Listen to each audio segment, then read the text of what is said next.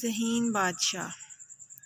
بہت مدت پہلے دور دراز کے ایک ملک میں یہ قاعدہ تھا کہ اس ملک کے لوگ ہر سال اپنا بادشاہ تبدیل کرتے تھے۔ جو بھی بادشاہ بنتا وہ ایک عہد نامے پر دستخط کرتا کہ اس کی حکومت کا 1 سال مکمل ہونے کے بعد وہ اس عہدے سے دستبردار ہو جائے گا اور اسے ایک دور دراز جزیرے پر چھوڑ دیا جائے گا جہاں سے وہ کبھی واپس نہیں آ سکے گا۔ جب ایک بادشاہ کا 1 سالہ دور حکومت مکمل ہو جاتا تو اسے ایک مخصوص جزیرے پر چھوڑ دیا جاتا جہاں وہ اپنی بقیہ زندگی گزارتا۔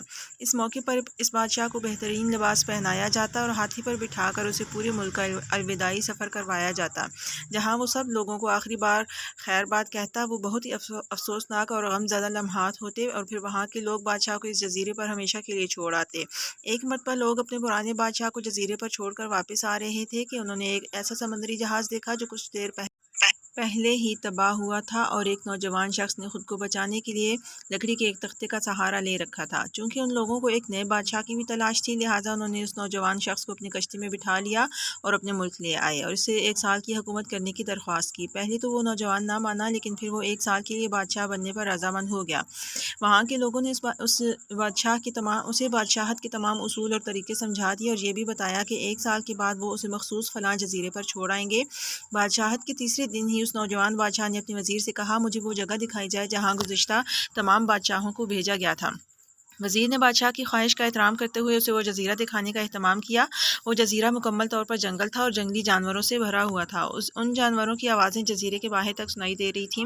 بادشاہ جائزہ لینے کے لیے تھوڑا سا جنگل کے اندر گیا اور وہاں اسے پچھلے تمام بادشاہوں کے ڈھانچے نظر آئے۔ وہ سمجھ گیا کہ بہت جلد اس کا بھی یہی حال ہوگا اور جنگلی جانور اس کو چیر پھاڑ کر کھا جائیں گے۔ ملک واپس پہنچ کر بادشاہ نے مضبوط و توانا جسم کے 100 مزدور اکٹھے کیے، ان سب کو اس جزیرے پر لے گیا اور حکم دیا کہ جنگل کو 1 ماہ میں مکمل طور پر صاف کر دیا جائے، تمام خطرناک جانوروں کو مار دیا جائے اور سب فالتو درخت کاٹ دیے جائیں۔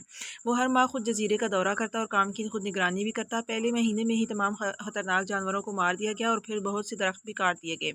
دوسرے ماہ تک جزیرہ مکمل طور پر صاف ہو چکا تھا۔ اب بادشاہ نے مزدوروں کو حکم دیا کہ جزیرے پر مختلف مقامات پر خوبصورت باغات تعمیر کیے جائیں۔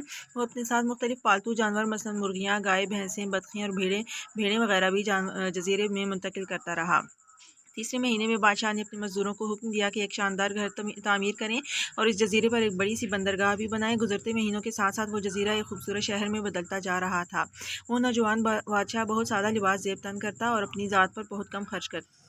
اپنی بادشاہت کی زیادہ تر کمائی وہ جزیرے کو بنانے میں لگاتا رہا۔ 10 ماہ گزر جانے کے بعد بادشاہ نے اپنے وزیر سے کہا کہ میں ابھی سے وہاں جانا چاہتا ہوں۔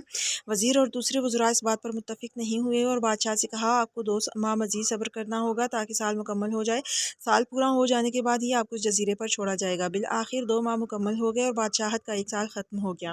حسب روایت وہاں کے لوگوں نے اپنے بادشاہ کو شاندار لباس پہنایا اور ہاتھی پر بٹھایا تاکہ وہ اپنی رعایا کو خیر آباد کہہ سکے۔ خلاف توقع یہ بادشاہ اپنی الوداعی تقریب پر بہت ہی خوش تھا۔ لوگوں نے اس سے پوچھا اس موقع پر تمام گزشتہ بادشاہ تو رو رہے تھے لیکن آپ ہنس رہے ہیں، آپ کی اس قدر خوش ہونے کی کیا وجہ ہے؟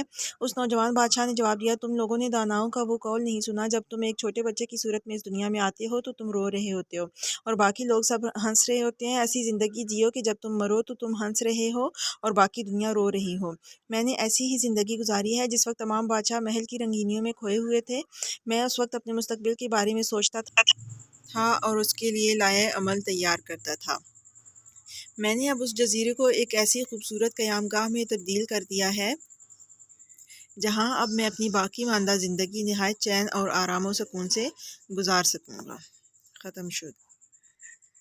اس طرح کی مزید دلچسپ کہانیاں سننے کے لیے ہمارے چینل کو سبسکرائب کریں اور لائک کریں۔ شکریہ۔